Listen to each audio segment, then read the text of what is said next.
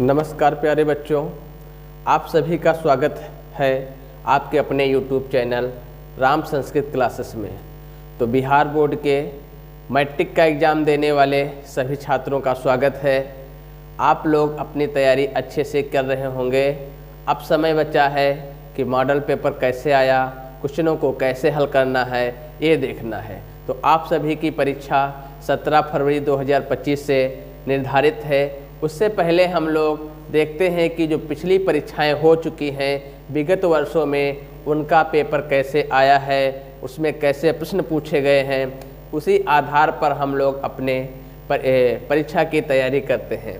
तो आइए सर्वप्रथम हम ले आए हैं 2024 में जो प्रथम फाली यानी फर्स्ट सिटिंग का जो पेपर हुआ उसको देखते हैं कि कैसा रहा पेपर और कैसा सब लोगों ने किया या हम लोग कितना तैयारी किए हैं, कितना हमें और तैयारी करना है। तो आइए, ये डिस्टेंस हैं, ये सब सूचनाएं हैं जो आप लोगों ने सब पढ़ा होगा, निर्देश हैं। आइए यहाँ से शुरू करते हैं। प्रश्न नंबर 1 कह रहा है, यहाँ प्रश्न 1 से 100 तक ऑब्जेक्टिव प्रश्न है, वस्तुनिष्ठ प्रश्न जिनको कहते हैं, इसमें से 50 प्रश्न करना होता है। तो आइए देखते हैं पहला प्रश्न क्या है। पहला प्रश्न कह रहा है कि नारी में कौन सा प्रत्यय है। तो नारी नृ शब्द से बना हो, जो नृ ऋकारांत शब्द होते हैं उनमें गीन प्रत्यय होता है। कौन सा प्रत्यय होता है? गीन प्रत्यय होता है। इसके बाद प्रश्न नंबर 2 है, किम से तसिल प्रत्यय में कौन सा अव्यय बनेगा। तो किम से जब तसिल प्रत्यय लगेगा तो बनेगा कदह, कदा शब्द बनेगा। इसके बाद प्रश्न नंबर 3 है, त्वया पाठः स्मृतव्यः, क्या बनेगा? 3 नंबर का ए सही होगा। फिर प्रश्न नंबर 4 कह रहा है कि कंपड़ राय का समय क्या था। तो जो कंपड़ राय थे, जिनकी पत्नी का नाम था गंगा देवी, तो उनका समय क्या था? 14वीं शताब्दी समय था। जो ये प्रश्न है आगामी परीक्षा में आने की भी संभावना रहती है 10-20%, यानी पिछले पेपर से भी क्वेश्चन आ जाते हैं। प्रश्न नंबर 5 कह रहा है, सामाजस्य यानम पुरुषैः रिक्त स्थान चा चलते। ये समाज का यान है वो पुरुषों और, चा माने और, किसके द्वारा?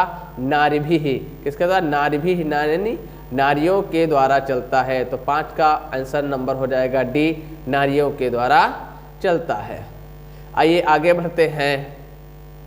प्रश्न नंबर 6 कह रहा है कि लौकिक संस्कृत साहित्य में कवियत्रियों के कितने पद्य स्पष्ट रूप से यत्र तत्र। तो 150 पद्य, कितने पद्य? 150 पद्य स्पष्ट रूप से इधर उधर प्राप्त होते हैं। फिर प्रश्न नंबर 7 कह रहा है, नरक के कितने द्वार हैं। तो नरक के 3 द्वार बताए गए हैं, काम, क्रोध और लोभ। फिर प्रश्न नंबर 8 है, जहि किस धातु का रूप है। तो जहि जो शब्द है वो हन धातु का रूप है। लोट लकार में जहि शब्द बनता है मध्यम पुरुष के एक वचन में। प्रश्न नंबर 9 कह रहा है कि नदी शब्द रूप चतुर्थी विभक्ति एक वचन में क्या होगा। तो नदी का चतुर्थी विभक्ति एक वचन में होगा नद्यैः। यहाँ तो पूछा चतुर्थी का, से नद्याः दे देगा, क्या होगा? नदीषु दिया क्या होगा, और नदी भी दिया तो क्या होगा। तो यहाँ देखना है कि नदी भी जो है वो तृतीया का बहुवचन है, नद्याः तृतीया का एक वचन, और ये नहीं है नद्याः, हाँ यही होगा तृतीया का एक वचन, और जो नदीषु है सप्तमी का बहुवचन है। लेकिन यहाँ पूछ रहा है कि चतुर्थी का एक वचन क्या होगा। तो चतुर्थी का एक वचन होगा नद्यैः, यानी कि 9 नंबर का सी ऑप्शन सही है। प्रश्न नंबर 10 कह रहा है कि प्रचारः पद में कौन सा उपसर्ग है। प्र प्लस आचारः, प्र प्लस चारः प्रचारः। तो इसमें क्या होगा? प्र उपसर्ग होगा। फिर प्रश्न नंबर 11 है, छात्राणाम तपः, छात्रों का तप क्या है। तो छात्राणाम अध्ययनम तपः, छात्रों का जो अध्ययन है वही तप है। प्रश्न नंबर 12 है, विचारों की व्यापकता और समाजोद्धार के संकल्प की दृष्टि से 19वीं सदी के समाजोद्धारकों, जो समाज के उद्धारक हुए, उनमें प्रमुख कौन थे। तो उनमें प्रमुख थे स्वामी दयानंद। कौन थे? स्वामी दयानंद। प्रश्न नंबर 13 है, Swami Dayanand dot dot dot संस्थापक थे, यानी कि स्वामी दयानंद ने किस समाज की स्थापना की। तो स्वामी दयानंद ने 13 का 1 आर्य समाज की स्थापना की। प्रश्न नंबर 14 कह रहा है विग्रहो अयम अकंचित करहा किसके द्वारा सोचा गया। तो जब शिव जी की महाशिवरात्रि को पूजा हो रही थी तो शिव जी की मूर्ति पर जब फल फूल चढ़ाए गए तो वहाँ पे देखा मूल शंकर ने कि उन फल फूलों को चूहे उठाकर खा रहे हैं या उन पर कूद कूद कर ले लेकर भाग रहे हैं। तो मूल शंकर ने यह सोचा कि यह जो मूर्ति है अकंचित ग्रह कुछ नहीं करने वाली है, जो वास्तव में ईश्वर होता है वह प्रतिमाओं में नहीं होता है। तो विग्रहो अयम अकंचित करहा किसने कहा? मूल शंकर। मूल शंकर जो स्वामी दयानंद के बचपन का नाम था। इसके बाद प्रश्न नंबर 15 है आर्य समाज नामक संस्था की स्थापना कब हुई? तो आर्य समाज नामक संस्था की स्थापना 1875 में मुंबई में स्वामी दयानंद ने की थी। प्रश्न नंबर 16 है नलिनीम पद का अर्थ क्या है? तो नलिनीम पद का अर्थ होता है तालाब को। प्रश्न नंबर 17 कह रहा है व्याघ्रपथिक कथा का बाघ कैसा था? तो व्याघ्रपथिक कथा का जो बाघ था वो बूढ़ा था, इसलिए वह शिकार नहीं कर सकता था, तो अपनी चालाकी और बुद्धि से लोगों को सोने के कंगन का लालच दे करके अपने पास बुलाता था और जब लोग आते थे कीचड़ में फंस जाते थे तो उनको मारकर खा जाता था। प्रश्न नंबर 18 है व्याघ्रपथिक कथा का पथिक किसमें निमग्न हो गया, यानी किसमें फंस गया? तो कीचड़ में फंस गया। प्रश्न नंबर 19 है हितोपदेश जो नीति कथा ग्रंथ है किसकी रचना है? तो वह नारायण पंडित की है। किसकी है? नारायण की पंडित की। और एक रचना पूछता है पंचतंत्र किसकी है? तो पंचतंत्र आपका हो जाएगा विष्णु शर्मा की। प्रश्न नंबर 20 है रोगियों के लिए पथ्य क्या है? तो रोगियों के लिए दवा उनका पथ्य है। कर्णस्य दानवीरता पाठ कहाँ से लिया गया है? तो कर्णस्य दानवीरता यह कर्णभारम। आइए देखते हैं प्रश्न नंबर 21 कर्णस्य दानवीरता पाठ कहाँ से संकलित किया गया है? तो कर्णस्य दानवीरता जो पाठ है वह महाभारत से संकलित किया गया है। महाभारत से कर्णभारम नामक नाटक लिखा था महाकवि भास ने, और उसी जो कर्णभारम एकांकी या रूपक था उसी का कुछ अंग है जिसका नाम है कर्णस्य दानवीरता, जो आपके पाठ्य पुस्तक पीयूषम में संकलित किया गया है। प्रश्न नंबर 22 है भो कर्ण महत्तराम भिक्षाम याचे, यह कथन किसका है? तो यह कथन शक्र का है। किसका है? शक्र। शक्र के रूप में इंद्र जी आए थे और कर्ण से उनका कवच और कुंडल मांगे थे। प्रश्न नंबर 23 है एतत् एव का संधि विच्छेद क्या होगा? तो एतत् देव, एत देव हो गए, इसका संधि विच्छेद होगा एतत् प्लस एव ता का दा हो जाएगा और ये मिल जाएगा। यहाँ पर विसर्ग संधि हुई है। फिर विसर्ग संधि का नहीं, यहाँ पर व्यंजन संधि है। एतत् प्लस एव यहाँ पर व्यंजन संधि है। विसर्ग संधि का उदाहरण कौन सा है? तो इतः प्लस ततः और शब्द बन जाएगा इतस्ततः। इतः विसर्ग, ततः से बन जाएगा इतस्ततः। विसर्ग का सा हुआ है, सत्व संधि हुई है, यहाँ पर विसर्ग संधि है। प्रश्न नंबर 25 है अशांति। अशांति किस समास का उदाहरण है? तो जिसके पहले आ लगा हो तो वहाँ पर होता है नए तत्पुरुष समास। कुछ विषयों को, कुछ स्थानों को छोड़कर कुछ जगह पे अपवाद रहते हैं। प्रश्न नंबर 26 है सह के योग में कौन सी विभक्ति होती है? तो सह, साकम, सार्धम, समम के योग में तृतीया विभक्ति होती है, यानी सह, साकम, समम आदि के योग में कौन सी विभक्ति होती है? तृतीया विभक्ति होती है। प्रश्न नंबर 27 का है अवैणयन करुणया मैत्री भावेन चा शांति भवस्य, किसकी शांति होती है? तो वैरस्य माने दुश्मनी की शांति होती है। करुणा अवैरण माने बिना वैर के, जो वैर होता है उसकी शांति होती है। न्याय दर्शन से प्रवर्तक आचार्य कौन? न्याय दर्शन के प्रवर्तक आचार्य कौन है? तो गौतम मुनि है। यह भी प्रश्न कई बार पूछा गया है। आइए आगे बढ़ते हैं। प्रश्न नंबर 29 है। प्रश्न नंबर 29 कह रहा है कि किस पद में अति उपसर्ग नहीं है? तो अति प्लस अधिक, अत्यधिक इसमें भी है, अति प्लस सया इसमें भी है, अति प्लस वृष्टि इसमें भी है, लेकिन यहाँ पे दिख रहा होगा आप लोगों को अति प्लस थी। थी का कोई महत्व नहीं होता है। अतिथि यानी जिसकी कोई तिथि न हो उसे कहते हैं अतिथि, अतिथि अर्थात मेहमान को कहा जाता है। तो जो अतिथि शब्द है इसमें उपसर्ग नहीं है। बहुत से लोग अति में मानेंगे, लेकिन अति में, अत्यधिक में अति उपसर्ग से अधिक मिलकर अत्यधिक संधि हो गई है, यहाँ पर यण संधि। फिर प्रश्न नंबर 30 कह रहा है अधि उपसर्ग पूर्वक वस धातु के योग में होने पर आधार की कौन सी संज्ञा होती है। जहाँ पर अधि उपसर्ग लगा हो और वस धातु हो तो अधि अवांग्याम वसा करके एक उदाहरण कारक में है सूत्र, तो वहाँ पर होगी कर्म कारक। कौन सा कारक होगा? कर्म कारक। प्रश्न नंबर 31 कह रहा है तत् प्लस मध्य का संधि रूप क्या बनेगा। तो ता का ना हो जाएगा और संधि रूप बनेगा तन मध्य, यानी 31 का सी। आइए देखते हैं 32 नंबर कह रहा है परोपकार में किन किन वर्णों में संधि हुई है।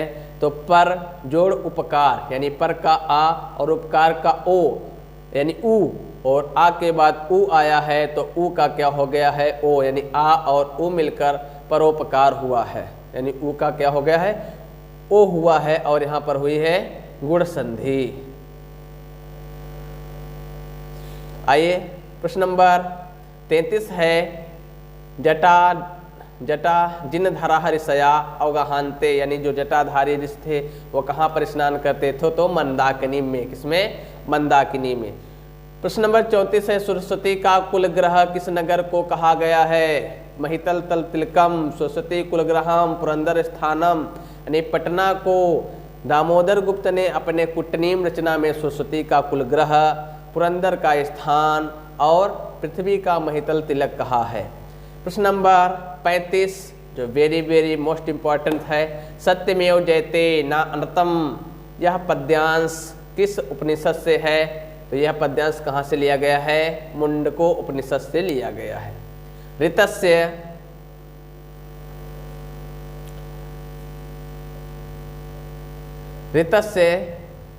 पदस्य का अर्थ है, ऋतस्य पद का अर्थ क्या है?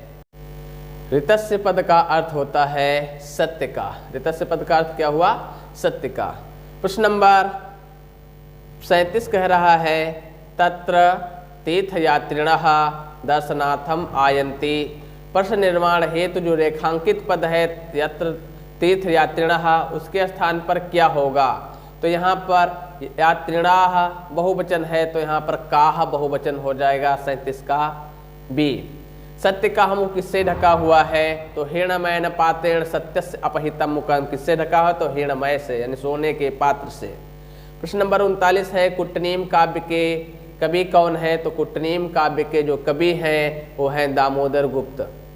इनकी और राजशेखर की जो काव्य मीमांसा है यह भी बहुत ज़्यादा पूछता है।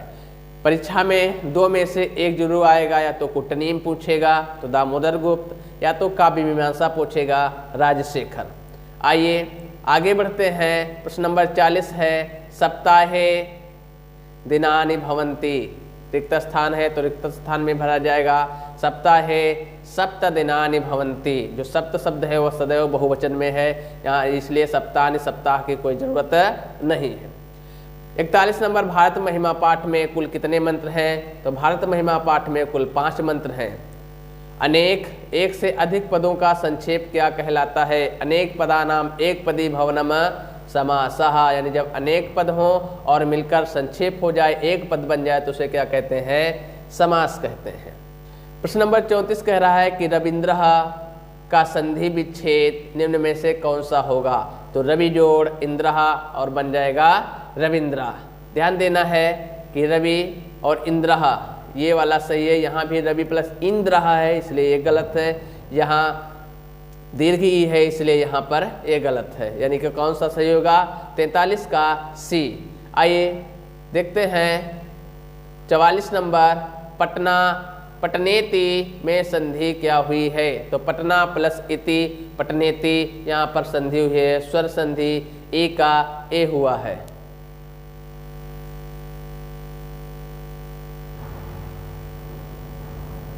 इसके बाद 45 नंबर है ई जोड़ आ के मेल से क्या होगा। तो ई या ऊ, री लिरी के बाद कोई असमान स्वर आए तो ई का या, ऊ आता तो ऊ का वा, री आता तो रा और लिरी आता तो ला हो जाता है। यह है यण संधि। तो ई और आ के स्थान पर क्या होगा, या हो जाएगा।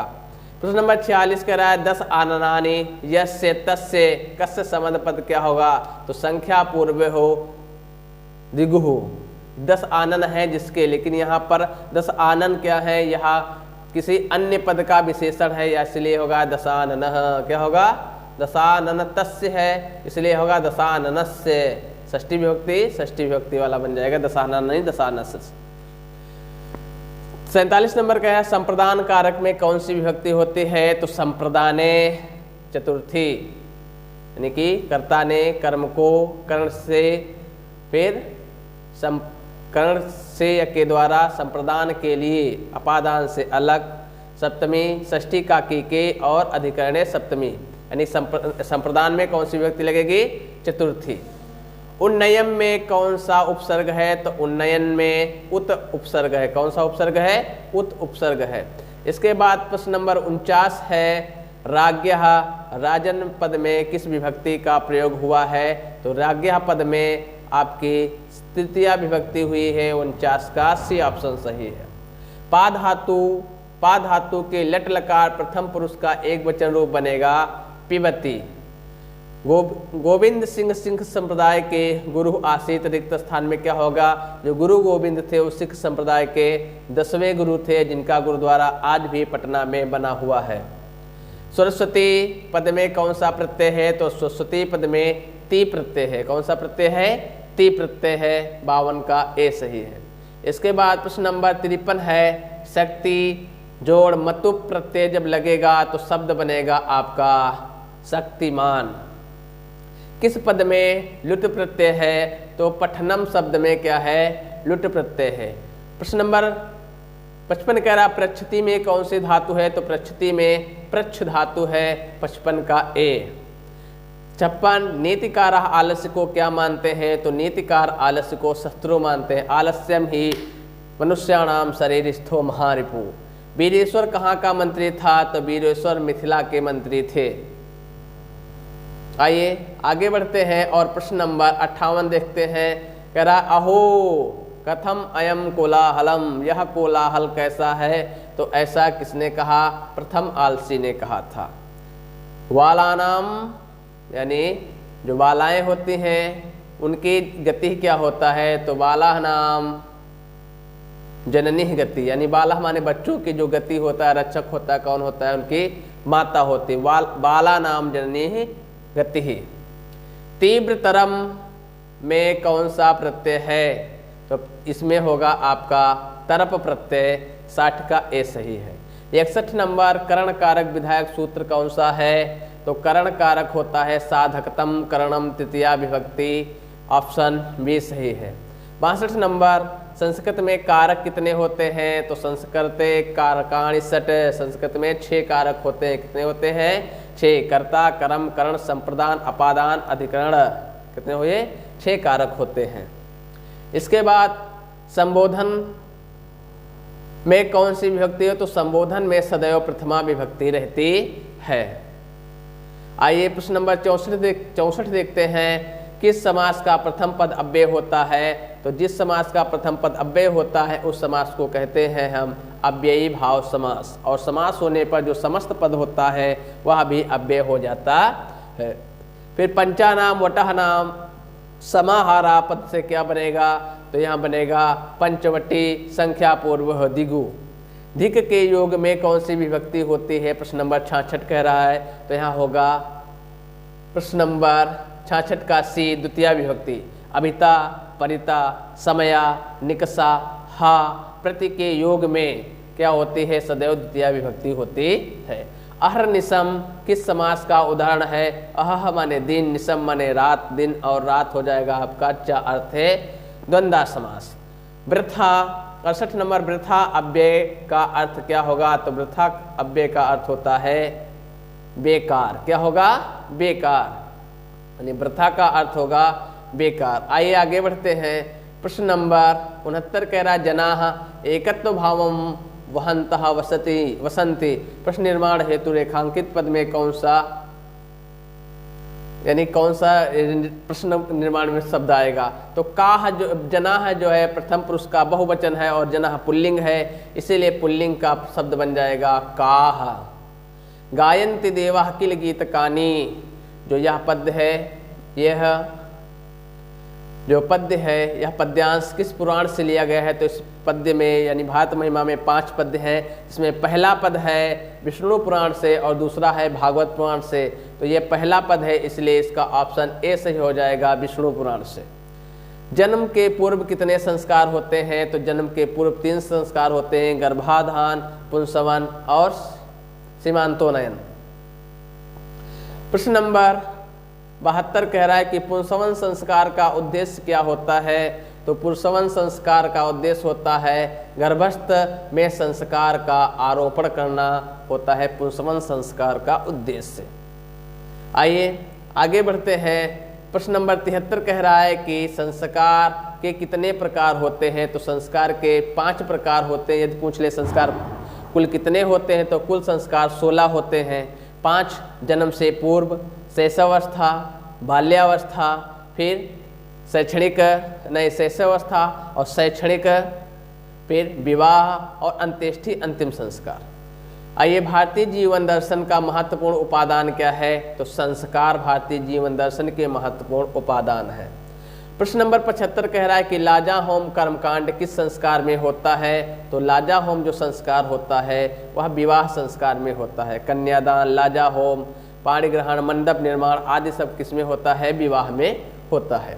आइए प्रश्न नंबर 76 देख रहे हैं कि ढक प्रत्यय का उदाहरण निम्न में से कौन सा है? तो ढक प्रत्यय का आदास इक हो जाता है, तो इक लास्ट में हमको मिलता है सामाजिक में, और ढक का सही हो जाएगा सामाजिक, यानी 76 का सी ऑप्शन सही है। किस पद में तुमुन प्रत्यय है? तो गंतुम, यानी कि जिस पद के अंत में लास्ट में तुम दिखे उसमें तुमुन प्रत्यय होता है। तो किस में दिख रहा है? तुम। गंतुम में तुम दिख रहा है, तो तुमुन प्रत्यय का उदाहरण क्या होगा? गंतुम होगा। गायिका पद में कौन सा स्त्री प्रत्यय है? तो गायिका में टाप प्रत्यय है। कौन सा प्रत्यय? टाप। गायक से टाप प्रत्यय जुड़ेगा तो गायिका शब्द बनता है। इसके बाद प्रश्न है दृश्य धातु के लोट लकार मध्यम उत्तम पुरुष का एक वचन। तो दृश्य धातु का लोट लकार में रूप चलता है पश्यतु, पश्यताम, पश्यन्तु, लेकिन लोट लकार के उत्तम पुरुष के एक वचन में रूप चलेगा पश्यानि, पश्यानि, पश्यावः, पश्यामः रूप चलता है, तो एक वचन में बना गया पश्यानि। क्या बनेगा? पश्यानि रूप बनेगा। आइए आगे बढ़ते हैं और प्रश्न नंबर 81 ना 80 है। कह रहा है कि लतया पद में कौन सी विभक्ति है? तो लतया पद में आपकी तृतीया विभक्ति का एक वचन है। प्रश्न नंबर 81 किस पद में तल प्रत्यय है? तो तलंतम स्त्रियाम, तो तल किस में है? सुंदरता में तल प्रत्यय है। गतवान में तौतु प्रत्यय है, महत्तम में तत्व प्रत्यय है, ता प्रत्यय है, और चंचला में टा प्रत्यय है, तो सुंदरता बचा, सुंदरता में टल प्रत्यय है। गच्छन में कौन सा प्रत्यय है? तो गच्छन में सत्रिय प्रत्यय है। प्रश्न नंबर 82 का बी ऑप्शन सही है। 83 नंबर कह रहा है जयतु किस लकार का रूप है? तो जयतु शब्द जो है वो लोट लकार का रूप है। आइए आगे बढ़ते हैं। प्रश्न नंबर 84 कवि शब्द का चतुर्थी विभक्ति एक वचन में क्या रूप होगा? तो चतुर्थी विभक्ति एक वचन में रूप होगा कवये, कवि, कविम, कविना, कवये। तो जो कविम है द्वितीया है, कविना तृतीया है, और कविश जो है सप्तमी का बहुवचन है, तो बच्चा कवये। कवये चतुर्थी विभक्ति का एक रूप है। अगला है नमः, रिक्त स्थान की उचित विकल्प क्या होगा? तो इसका हो जाएगा बी, सरस्वत्यै। नमः, स्वस्ति, स्वाहा, स्वधा, अलम, वसट आदि के योग में चतुर्थी विभक्ति होती है, तो सरस्वती में भी चतुर्थी विभक्ति का रूप बना है एक वचन में सरस्वत्यै। आइए प्रश्न नंबर 86 देखते हैं किस शब्द में सु उपसर्ग नहीं है? तो सु प्लस गम, गमम है इसमें, सु प्लस आगतम स्वागतम में है, सु वचनम इसमें है, लेकिन सु प्लस गतम इसमें नहीं है। तो ऑप्शन कौन सा सही हो जाएगा? इसका ऑप्शन सही हो जाएगा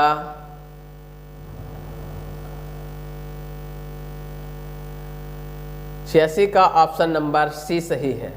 आइए 87 नंबर देखें। आख्यातोपयोगे सूत्र का उदाहरण कौन सा वाक्य है? तो सा आचार्यात् संस्कृतम अधीते, यह जो आख्यातोपयोगे का उदाहरण है।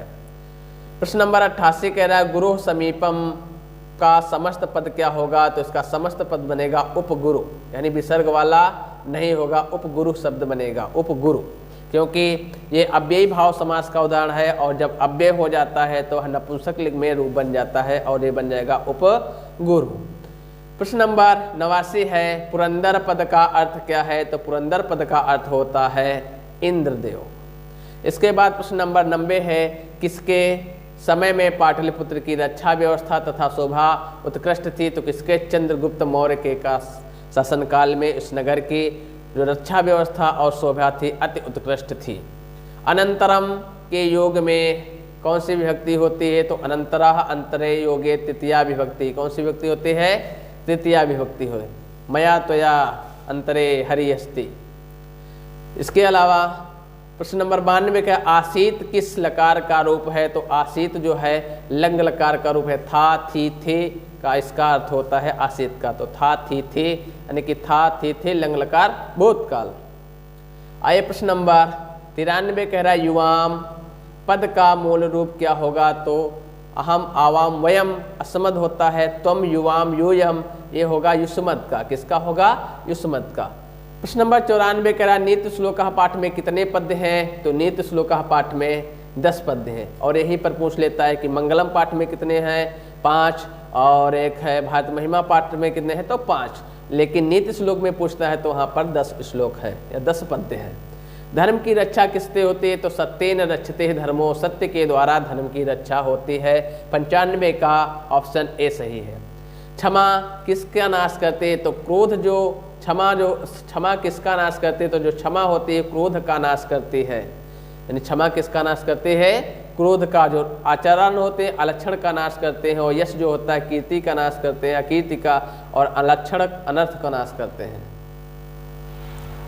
प्रश्न नंबर 97 है उच्चते पद का अर्थ क्या है? तो उच्चते पद का अर्थ होता है कहा जाता है। प्रश्न नंबर 98 करमवीर कथा में प्रशासन के क्षेत्र में कौन लोकप्रिय हुआ? तो करमवीर कथा में जो सबसे लोकप्रिय व्यक्ति हुआ प्रशासन के क्षेत्र में जिसका नाम था राम प्रवेश राम। या ऐसा भी पूछ लेता है करमवीर कथा के नायक कौन थे? राम प्रवेश राम। किसकी कथा है? राम प्रवेश राम की। प्रश्न नंबर 99 है राम प्रवेश राम ने अनेक विषयों की पुस्तकों का अध्ययन का आत्मसात किया। तो महाविद्यालय में उन्होंने अनेक पुस्तकों को आत्मसात किया, यानी महाविद्यालय के जो पुस्तकालय में रुककर उन्होंने अपनी बहुत सी महान किताबों को पढ़ा और जिससे उन्हें अपने यूपीएससी की परीक्षा को क्लियर किया। आइए इसके बाद इस पाठ का अंतिम प्रश्न है कि भीखन टोला गांव के प्रशासन द्वारा स्थापित प्राथमिक विद्यालय कितनी दूर था? तो 1 कोस मात्र दूरी पर था। तो 100 का ऑप्शन नंबर ए सही हो जाएगा। ए रहे 2024 प्रथम पाली का जो आपका पेपर हुआ प्रीवियस ईयर्स का सारे क्वेश्चन। तो आशा करते हैं आप लोग अच्छे से तैयारी कर रहे होंगे, आप लोगों की तैयारी अच्छी हुई है। जो भी मैट्रिक का एग्ज़ाम देखना चाहता है आपका मित्र दोस्त, तो उसको यह वीडियो शेयर करिए ताकि वो भी आगामी परीक्षा में अच्छा कर सके और उसको भी पता चले कि कैसा पेपर आ रहा है। तो दोस्तों यदि वीडियो आपको अच्छा लगा हो तो शेयर करिएगा, लाइक करिएगा, अपने मित्रों के पास भेजिएगा और पुनः मिलते हैं आपको अगले वीडियो में। तब तक के लिए धन्यवाद, नमस्कार।